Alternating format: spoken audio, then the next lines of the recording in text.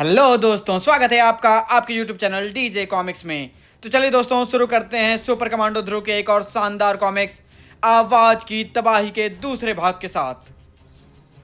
वह रात बगैर किसी और घटना के बीत गई। लीजिए, आ गए कंजूस मक्खी चूस। कंजूस? मैं कंजूस हूँ? नहीं होते तो मुझे 2000 रुपये न दे देते। न तो रुपए देते हो और न ही मेरा ईयर प्लग वापस करते हो। तेरे ईयर प्लग से अभी मुझे कुछ काम है, और रही पैसे की बात तो मैं अभी रेनू को फ़ोन कर देता हूँ, तू जाकर उससे पैसे ले लेना। ओके, तो ये लो फ़ोन।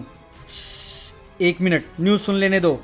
कल रात को राजनगर में एक अजीबोगरीब प्राणी ने एक फ्लाईओवर के साथ साथ ऐतिहासिक महत्व वाले विजय स्तंभ को भी ध्वस्त कर दिया, लेकिन मशहूर हीरो सुपर कमांडो ध्रुव ने वक्त पर घटनास्थल पर पहुंचकर इस प्राणी को नष्ट कर दिया। अच्छा, तो कल रात को तुम चुप। इस घटना के पीछे किसका हाथ अरे, एक डिस्टरबेंस क्यों आने लगा? डिस्टरबेंस के साथ ही न्यूज़ रीडर का चेहरा गायब हो रहा था और उस पर एक नया चेहरा उभर रहा था। ध्वनिराज? राजनगर के वासियों, मैंने यह प्रसारण तुम लोगों को एक जरूरी संदेश देने के लिए रोका है। कल रात राजनगर में तबाही फैलाने वाला प्राणी मेरा सेवक कर्कश था, और इस समय मेरी अल्ट्रासोनिक तोप तुम्हारे राजनगर पर सधी हुई है।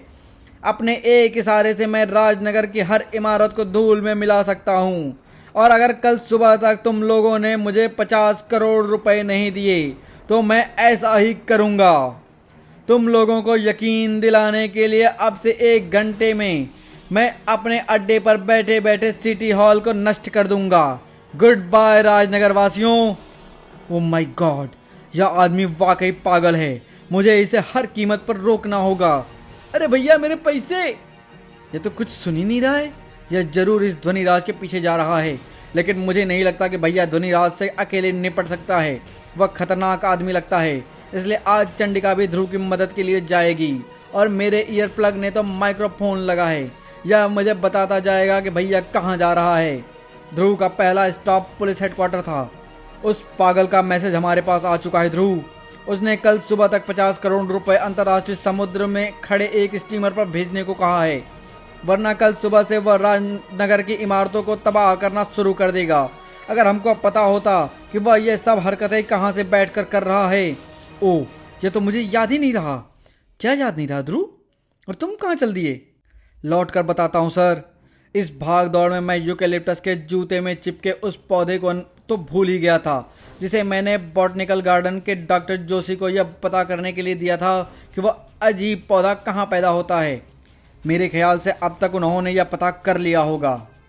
ध्रुव का ख्याल सही था। यह पौधा एक दुर्लभ किस्म का पौधा है ध्रुव, और यह सिर्फ पहाड़ों के ऊपरी भागों पर ही उगता है। यहाँ पर यह पौधा सिर्फ काली पहाड़ी पर ही मिलता है। काली पहाड़ी? यूकेलिप्टस ने मरने से पहले काल शब्द बोला था। शायद वह काली पहाड़ी ही बोलना चाहता था, यानी यूकेलिप्टस काली पहाड़ी से ही आ रहा था, और ध्वनिराज ने अपना अड्डा भी वहीं बना रखा है। यानी अब भैया काली पहाड़ी की तरफ जा रहा है, और मुझे पूरा यकीन है कि ध्वनिराज इस बात से ज़्यादा देर तक अनजान नहीं रहेगा। मुझे भी अपनी तैयारी कर लेना चाहिए। ध्रुव तुरंत काली पहाड़ी की तरफ रवाना हो गया। पहले मैं खुद यह पता कर लूँ कि ध्वनिराज का अड्डा काली पहाड़ी पर है या नहीं। इसके बाद मैं पुलिस को इन्फॉर्म करूँगा। मैं पुलिस को गलत खबर देकर उनका ध्यान बटाना नहीं चाहता। श्वेता के अनुमान को ध्वनिराज सही साबित कर रहा था। ध्वनिराज, आपका ध्रुव पर नज़र रखने वाला आइडिया बहुत सही था। लगता है कि वह इधर ही आ रहा है, यानी उसको किसी तरह हमारे इस अड्डे का पता चल गया है। मुझे इसी बात से डर लग रहा था। अगर वह यहाँ तक पहुँच गया तो 50 करोड़ तो क्या 50 पैसे तक नहीं मिलेंगे। इसको अभी तुरंत रोकना होगा, और यह शुभ कार्य मेरी अल्ट्रासोनिक तोप करेगी। ध्रुव अपने ऊपर आने वाले खतरे से बेखबर नहीं था, पर उसे यह पता नहीं था कि खतरा कहाँ से और कैसे आएगा। कल रात कर्कश के खत्म हो जाने से ध्वनिराज यह जान ही गया होगा कि मैं अभी जिंदा हूँ, और फिर वह मुझे मारने। यह कुत्ता अचानक कस के क्यों चिल्लाने लगा? यह जरूर ऐसा कुछ सुन रहा है जिसे मैं नहीं सुन पा रहा हूँ, जैसे अल्ट्रासोनिक तरंगे। यानी ध्वनिराज फिर मुझ पर आक्रमण कर रहा है, पर कैसे? अपने आसपास देख रहे ध्रुव का ध्यान उस मूर्ति पर बिल्कुल नहीं था जिसके ठीक नीचे वह खड़ा हुआ था, और जब तक उसे खतरे का आभास होता तब तक टूटती मूर्ति के भारी टुकड़े ठीक उसके ऊपर गिरने शुरू हो गए थे। और इस बार आसपास लोहे के कोई पाइप नहीं था, पर ध्रुव ने अपने होशो हवास काबू में रखे। ध्वनिराज ने मुझ पर जगह चुनकर हमला किया है। बचने का सचमुच कोई मौका नहीं है सिवाय एक रास्ते के। अगले पल ध्रुव ने अपनी मोटरसाइकिल को हवा में उठा दिया और मूर्ति के भारी टुकड़े ध्रुव के सिर पर गिरने के बजाय स्पेशल मोटरसाइकिल के अगले पहिए से टकराकर इधर उधर छितरा गए। ओह, मौत से बाल बाल बचा। यह तो फिर बच गया ध्वनिराज। यह लड़का इतनी आसानी से खत्म हो सकता तो यह कब का मर चुका होता, पर मेरे पास और भीषण दांव भी हैं। ध्वनिराज के इस हमले ने इस बात को पक्का कर दिया है कि मैं सही रास्ते पर बढ़ रहा हूं, और इस बात को भी कि ध्वनिराज मुझे किसी तरह से देख भी रहा है और जल्दी वह मुझ पर हमला जरूर। अगले ही क्षण ध्रुव पर जैसे बिजली गिरी, लेकिन इस बार ध्रुव सतर्क था। तेजी से लहराती हुई मोटरसाइकिल ने ध्वनि तरंग को वार को साफ बचा गया, लेकिन इस बार ध्वनिराज ध्रुव को सांस लेने का मौका भी नहीं देना चाहता था। ध्रुव पर एक के बाद एक ताबड़तोड़ वार होते रहे, पर एक वार भी ध्रुव तक नहीं पहुंच सका। युद्ध शुरू हो चुका था, जिसमें एक तरफ सुपर कमांडो ध्रुव था, जिसके पास सिर्फ आत्मबल और विलक्षण दिमाग था, और दूसरी तरफ एक ऐसा खतरनाक और ताकतवर व्यक्ति था जिसके लिए एक पूरे महानगर को भी धूल में मिला देना कोई बड़ी बात नहीं थी। उफ, एक तो इतनी दूर से सिर्फ एक आदमी को निशाना बना पाना वैसे ही मुश्किल होता है, और ऊपर से यह सीधा चल ही नहीं रहा है। यह काफी रास्ता पार कर चुका है। अब इसको रोकने के लिए मुझे अपना निशाना बदलना पड़ेगा। ध्रुव ध्वनिराज के निशानों से बचता हुआ शहर के अंत तक आ गया था। नदी के उस पार से काली पहाड़ी का इलाका शुरू हो जाता है। यह पुल पार कर लेने के बाद मैं लगभग आधा रास्ता पार कर लूंगा। ध्वनिराज की धमकी के कारण आज इस व्यस्त पुल पर भी ट्रैफिक नहीं के बराबर है। इसे पार करने में मुझे ज़्यादा समय नहीं लगेगा। लेकिन ध्रुव के पुल पर पहुंचते ही पूरा पुल एक भयंकर कंपन से कांपने लगा। यह एकाएक पुल को क्या हो गया है? यह पुल तो भूकंपों के झटकों को भी आराम से सह जाता है। ये जरूर ध्वनिराज का मुझ पर दूसरा हमला। ध्रुव के पूरी बात सोच पाने से पहले ही पुल के बीच का पूरा हिस्सा एक जबरदस्त कड़कड़ाहट के साथ पानी में गिरने लगा। ओह, तो ये है ध्वनिराज का प्लान। लेकिन ऐसे बचकाने प्लानों से ध्वनिराज मुझे उस तक पहुंचने से नहीं रोक सकता। हवा में गिरते कंक्रीट के टुकड़े पर से ध्रुव ने मोटरसाइकिल सहित एक जबरदस्त छलांग लगाई और मोटरसाइकिल के दोनों पहिए पुल को थामने वाले लोहे के मजबूत तारों पर आ टिके। देखते ही देखते ध्रुव पुल को पार कर चुका था। कमाल है, ध्रुव ने आपके इस वार को भी बेकार कर दिया ध्वनिराज। इसलिए तो मैं अपना प्लान शुरू होने से पहले ही इसे खत्म कर देना चाहता था टाटो। लेकिन अभी किस्मत इसके साथ दे रही है, पर मैं भी इसको खत्म करके ही मानूंगा। एक बार यह पहाड़ी रास्ते पर आ जाए, फिर उसकी कब्र मैं वहीं पर बनाऊंगा।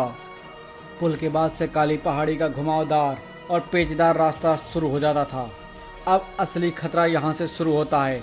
अगर ध्वनिराज ने मुझ पर इस पहाड़ी इलाके में हमला किया तो मेरा बचना मुश्किल हो जाएगा। और पहाड़ी की चोटी पर तुमको पक्का पता है कि वह या पहाड़ी सड़क के सबसे सकरे हिस्से में आ रहा है। हाँ ध्वनिराज, यह इस चढ़ाई का सबसे सकरा हिस्सा है। तो फिर मेरे काम के लिए यह जगह सबसे उपयुक्त है। ध्वनिराज के हमले का इंतजार कर रहे ध्रुव का ध्यान अपने ऊपर की तरफ बिल्कुल नहीं था, जहां पर एक विशालकाय बाज ध्रुव को काफी देर से पीछा कर रहा था। ओह, यह सड़क तो मुश्किल से 5 फीट चौड़ी होगी। लोग यहाँ से कार कैसे? तभी पहाड़ी के ऊपर से हिस्से पर एक धमाका हुआ और विशालकाय चट्टानें एक गड़गड़ाहट के साथ सीधे ध्रुव के रास्ते पर लुढ़कते हुए ध्रुव की तरफ बढ़ने लगी। ओह, ध्वनिराज ने यह वार बहुत सोच समझ कर किया है। वह समझता है कि या तो अब मैं भारी पत्थरों के नीचे कुचला जाऊंगा या सैकड़ों फीट गहरी खाई में गिर जाऊंगा। लेकिन वह यह नहीं जानता कि ध्रुव जुपिटर सर्कस में एक आइटम मौत कुआं दिखाता था, जिसमें मोटरसाइकिल को एक गोल पिंजरे की दीवार पर चलाना पड़ता था। आज वह आइटम मैं ध्वनिराज को फ्री में दिखाऊंगा। इस सपाट और गोल पहाड़ी दीवार पर मोटरसाइकिल चलाकर ध्रुव ने अपने बदन को झुकाकर मोटरसाइकिल की स्पीड और तेज कर दी और मोटरसाइकिल अपना रास्ता बदलकर पहाड़ी ढलान पर चढ़ गई। देखते देखते ध्रुव लुढ़कते पत्थरों के ऊपर से सुरक्षित निकल गया। आहा, इस युद्ध की यह तीसरी बाजी भी मेरे ही नाम रही। यह यह तो मेरे हर वार को बेकार करता जा रहा है और अब यह हमारे अड्डे से ज़्यादा दूर भी नहीं है। अब मेरे पास सिर्फ एक आखिरी मौका है, वरना ध्रुव हमारे इस अड्डे तक पहुंच ही जाएगा और फिर न जाने क्या होगा। इस बात को ध्रुव भी समझ रहा था। अब वह जगह ज़्यादा दूर नहीं है जहां पर मुझे ध्वनिराज का अड्डा होने का शक। यह आवाज़ कैसी हो रही है? पूरी सड़क भी हिल रही है। लग रहा है कि जैसे भूकंप आ रहा है। मतलब साफ है, मुझ पर ध्वनिराज का चौथा हमला हो रहा है। देखते ही देखते रास्ते का एक बड़ा हिस्सा टूटकर नीचे गिरने लगा। इतनी स्पीड में मैं न तो तेजी से ब्रेक मार सकता हूँ, न ही पहले की तरह इन उबड़ खाबड़ रास्तों पर चढ़ सकता हूँ। इस मुसीबत से उबरने का सिर्फ एक ही रास्ता है, रुकने के बजाय और तेज चलने का। स्पीडोमीटर की सुई थिरक कर 200 के आंकड़े पर जा पहुंची और ध्रुव की मोटरसाइकिल हवा में एक ऐसी छलांग लगाने के लिए उड़ी जिसकी आज तक किसी भी आदमी ने कोशिश तक नहीं की थी। ध्रुव का यह अद्भुत करिश्मा देखने के लिए कई दर्शक मौजूद थी, जैसे काली पहाड़ी की रोपवे ट्रॉली पर बैठे कुछ बच्चे। सचिन, वो देख, super commando Dhruv! My God, यह छलांग लगा पाएगा या नहीं? ऊपर चोटी पर बैठा वही विशालकाय बाज और ध्वनिराज। अब की बार मेरा वार खाली नहीं जाएगा। कोई भी इंसान मोटरसाइकिल के इतनी लंबी छलांग नहीं लगा सकता। मोटरसाइकिल तेजी से खाई के दूसरी छोर की तरफ गिरी और अगला पहिया खाई के छोर पर आ टिका। पल भर के लिए लगा कि ध्रुव ने खाई पार कर ली है, लेकिन फिर मोटरसाइकिल असंतुलित होकर सैकड़ों फीट गहरी खाई में गिरने लगी। सचिन, ध्रुव गिर रहा है। अब मुझे रोपवे का यह मोटा तार ही बचा सकता है, पर क्या मैं इतनी ऊंचाई से सिर्फ एक तार पर गिरने का करिश्मा दिखा पाऊंगा? जरा सी भी चूक से मैं इस तार के अगल बगल से निकल जाऊंगा और फिर मेरी हड्डियों का भुरता पकना पक्का है। कई सांसें रुकी हुई थी, लेकिन फिर कलाबाजी खाते हुए ध्रुव की मोटरसाइकिल रोपवे के तार पर आ टिकी। हुर्रे, ध्रुव बच गया। अब ध्रुव हमारे साथ साथ चलेगा। Tang Tang Tang. ध्वनिराज मुझ पर इतने सधे हुए हमले कैसे कर पा रहा है? जरूर वह किसी तरह से मुझे देख रहा है, पर कैसे? एक मिनट, वह तोता हवा में बगैर पर हिलाए उड़ रही है। तोते ऐसे कभी नहीं करते, यानी यह नकली तोता है। यह जरूर ध्वनिराज का रिमोट कंट्रोल खिलौना है जिसमें वीडियो कैमरा लगा है और इसी से वह मुझ पर नज़र रख रहा है। मैं अभी इसका इंतजाम करता हूँ। इसने शायद हमारे कैमरे को देख लिया है ध्वनिराज। इससे कोई फर्क नहीं पड़ेगा क्योंकि अब यह मुझे बच नहीं पाएगा। मेरा अगला वार रोपवे के तार पर ही होने जा रहा है। उधर ध्रुव के एक ही सधे हुए वार से तोता नष्ट हो गया और साथ ही साथ ध्वनिराज के वार से रोपवे का तार भी टूट गया। हम गिर रहे हैं, बचाओ! ओह, अगर ये ट्रॉली नीचे गिर गई तो इन बच्चों में से एक भी बच्चा जिंदा नहीं बचेगा। मुझे इनको बचाना ही होगा, चाहे इसके बदले मुझे अपनी जान ही क्यों न देनी पड़ी। गिरते ध्रुव ने एक हाथ से मोटरसाइकिल को हवा में घुमा दिया और रोपवे का तार मोटरसाइकिल में लिपटने लगा। फिर ध्रुव ने एक सधे हुए झटके से मोटरसाइकिल के एक उभरी चट्टान के दूसरी तरफ जा फंसी। ट्रॉली एक झटके के साथ हवा में रुक गई, पर ध्रुव का गिरना नहीं रुका। झटके के कारण मोटरसाइकिल उसके हाथ से छूट गई थी। अब उसके और गहरी घाटी के बीच में सिर्फ हवा थी। ध्रुव का अंतिम समय आ गया था और ध्रुव भी इस बात को समझ गया था कि अब कोई चमत्कार नहीं होगा। पर तभी एक विशालकाय परछाई ने ध्रुव को ढक लिया और दो विशालकाय पंजों ने गिरते ध्रुव को बाहें पकड़ ली और कुछ ही पलों बाद ध्रुव वापस पहाड़ी पर खड़ा था। यह क्या था? इतना विशालकाय बाज तो मैंने पहले कभी नहीं देखा। इधर ध्रुव आश्चर्यचकित था और उधर ध्वनिराज बेहद खुश। मार दिया मैंने, ध्रुव को मार दिया। मुझे दुख सिर्फ इस बात का है कि मैं उसको उसके आखिरी वक्त में देख नहीं सका। उसका डरा चेहरा देखकर मजा आ जाता। ध्वनिराज की यह इच्छा जल्द ही पूरी होने वाली थी। काली पहाड़ी की चोटी पर एक मकान बना हुआ है और बाहर खूंखार कुत्ता और राइफल लिए एक आदमी पहरा दे रहा है। अब मुझे इस बात में कोई शक नहीं है कि ध्वनिराज का अड्डा यही है। अब मेरा पहला काम पुलिस को मैसेज भेजना है और फिर मुझको इस पहरेदार पर बिना शोर मचाए कब्जा करना है और यह काम मैं इसी के कुत्ते से करवाऊंगा। और थोड़ी देर बाद झाड़ियों से एक गुर्राहट सुनकर कुत्ता झाड़ियों की तरफ बढ़ा। कुछ देर तक झाड़ियों में गुर्राहटों की आवाजें उभरती रही। Bruno come here. ब्रूनो झाड़ियों से बाहर निकला, पर उसके तेवर बदल गए थे और जब तक उसको इस बात का आभास होता तब तक ब्रूनो उस पर झपट चुका था। पहरेदार की आश्चर्यचकित आंखों ने ध्रुव की शक्ल की एक झलक देखी और फिर उसकी आंखें 1 घंटे के लिए बंद हो गई। यह तो गया, अब मुझे इस मकान के अंदर जाना है और सबसे सुरक्षित रास्ता छत पर से होकर जाता है। इस मकान की दीवारें एकदम सपाट हैं, इसलिए ऊपर चढ़ने के लिए दूसरा रास्ता अपनाना होगा और इसके लिए मैं यह नायलॉन की डोरी और स्टार हुक लेकर आया हूँ। अब कुछ मदद बुलानी होगी। ची ची ची ची ची ची ची ची।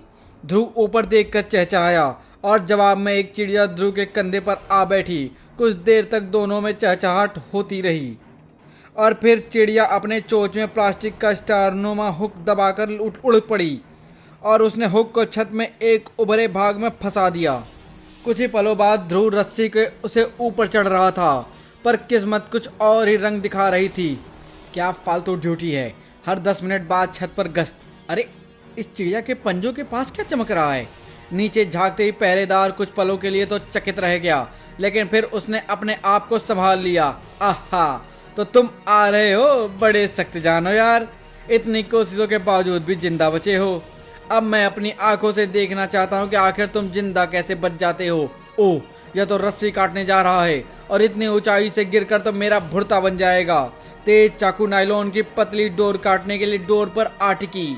अब एक हल्का सा झटका ही डोरी काटने के लिए काफी था, लेकिन तभी परों की एक तेज फड़फड़ाहट हुई। विशालकाय बाज एक बार फिर ध्रुव की मदद को आ पहुंचा था। कुछ समझ पाने से पहले ही पहरेदार को अपना शरीर हवा में उड़ता महसूस हुआ और उसके बाद नीचे गिरता हुआ। इसके बाद उसको कुछ याद नहीं रहा। यह बाज, इसने एक बार फिर मेरी जान बचाई है, पर यह चीज क्या है और यह बार बार मेरी जान क्यों बचा रहा है? और नीचे अभी बड़ी धमाकेदार आवाज आई थी। लगता है फकीरा आज कुछ ज्यादा ही जोर से गश्त लगा रहा है। यही काम करने की लगन हमको हमारे दुश्मनों से बचाए रखेगी। बस फकीरे, अब नीचे आ जा, 10 मिनट बाद फिर जाना। अगले पल फकीरे नीचे आ गिरा।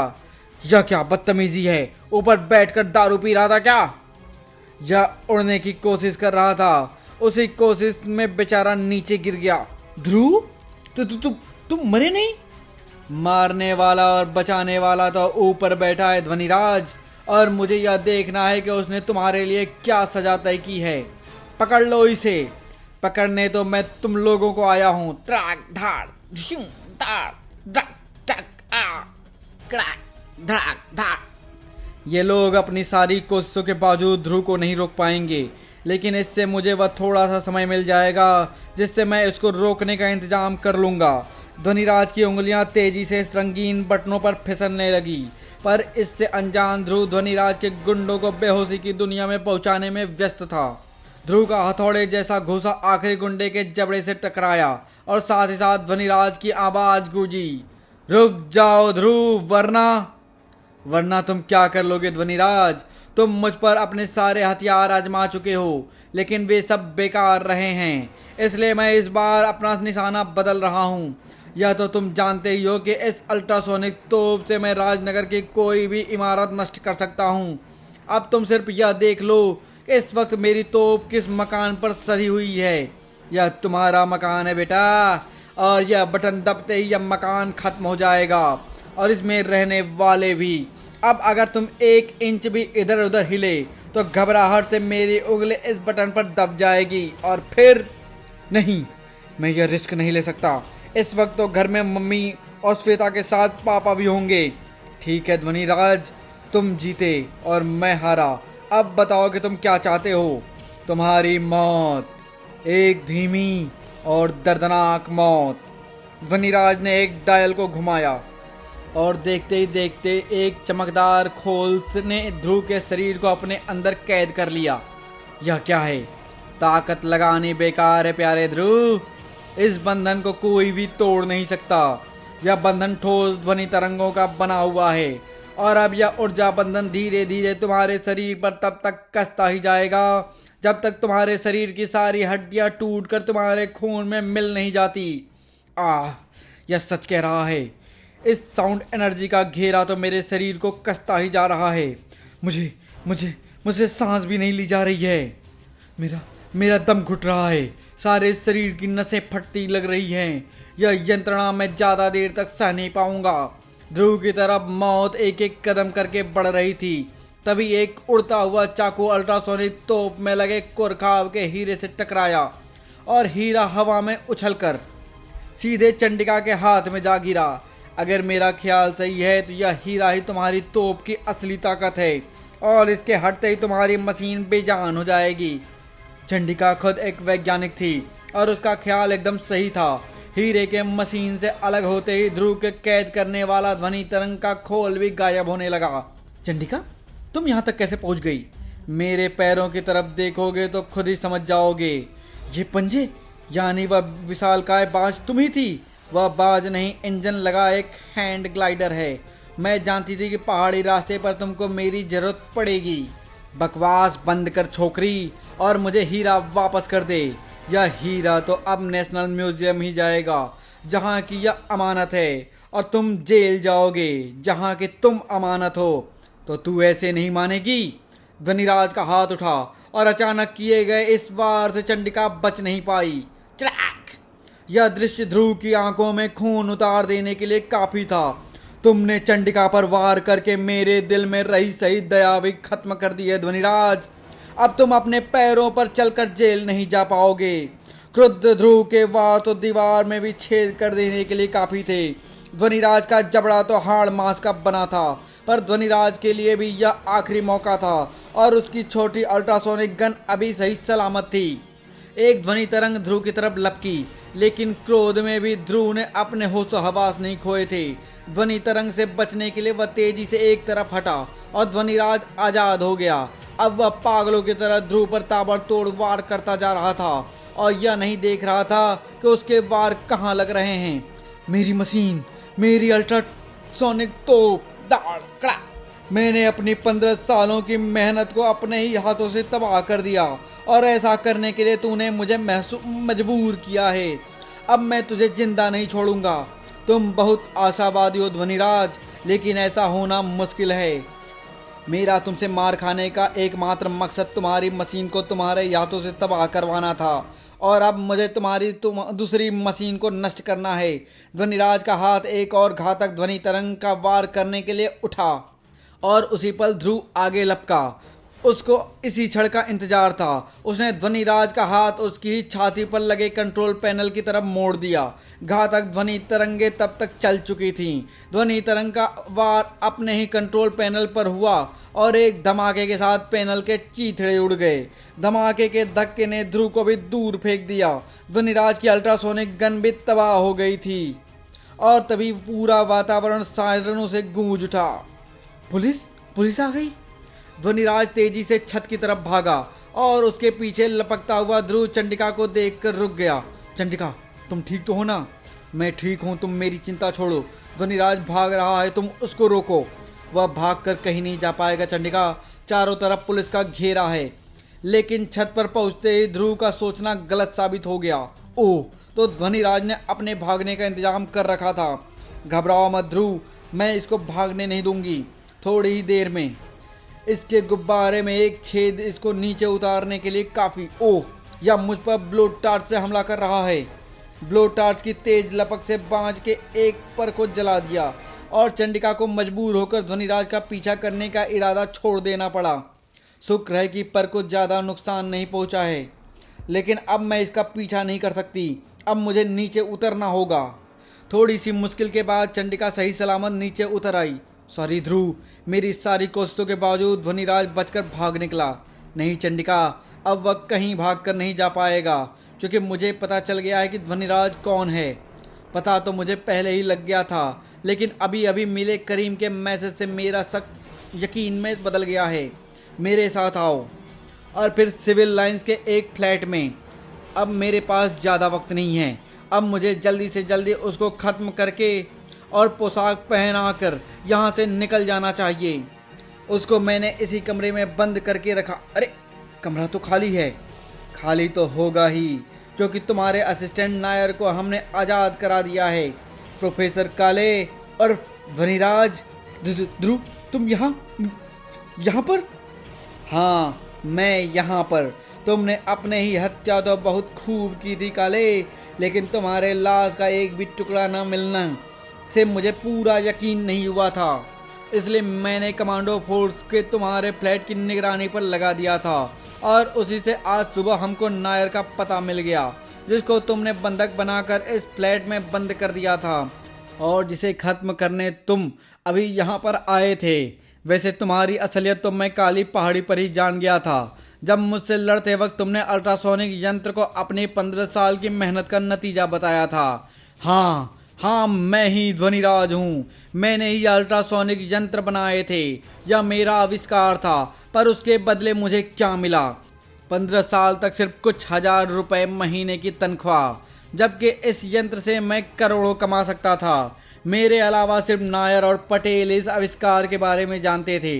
पटेल को तो मैंने खत्म करा दिया और नायर को इसलिए बंधक बनाकर रख लिया ताकि वक्त आने पर उसकी लाश को ध्वनिराज की पोशाक पहनाकर पुलिस के हवाले कर दूं।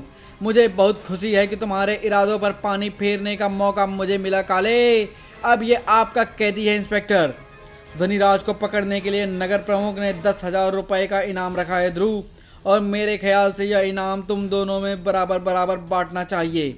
आप तो जानते ही हैं इंस्पेक्टर कि मैं किसी भी तरह का इनाम स्वीकार नहीं करता, लेकिन मैं इनाम जरूर लूँगी मिस्टर इंस्पेक्टर। इस वक्त इसकी मुझे सख्त ज़रूरत है। और फिर हमेशा की तरह चंडिका वहाँ से छू मंतर होली। फिर बाद में, श्वेता ये ले तेरा ईयरफोन और ये तेरे लिए 2,000 रुपये। ईयरफोन तो लाओ इधर कंजूस, और अपने पैसे अपने पास संभाल कर रख लो, क्योंकि अब मेरे पास 5,000 रुपये हैं। अरे इतने पैसे तेरे पास कहाँ से आए? बिजनेस से मिस्टर ध्रुव। अच्छा, तेरे साथ कौन बिजनेस करने लग गया? तुम्हारी दोस्त चंडिका, उसको पुलिस ने ध्वनिराज को पकड़ाने के लिए 5,000 रुपये इनाम में दिए थे, जो उसने मुझे दे दिए। बड़े दानी से पाला पड़ गया है तुम्हारा। उसने किस खुशी में ये पैसे तुम्हें दान दे दिए? दान लिया करो तुम। मैंने तो उसको अपना एक महान आविष्कार किराए पर दिया था, एक ग्लाइडर बाज। तो वह बाज तुमने बनाया था, पर चंडिका को इसके बारे में कैसे पता? यानी तू उसे पहले से जानती है? हाँ जानती हूँ। तो बताना कौन है वह? वह एक लड़की है। ओफ, और तुम कौन होते हो यह सब पूछने वाले? मेरे दोस्तों से तुमको क्या मतलब? मैं 2 दिन में ये पैसे मांग रही थी तो तुमने चाय चाय चाय चाय चाय चाय। हे भगवान, इसकी चाय चाय की आवाज से तो ध्वनिराज की पराध्वनि तरंगे ज्यादा अच्छी थी। समाप्त। तो धन्यवाद दोस्तों, मिलते हैं अगली कॉमिक्स में। धन्यवाद।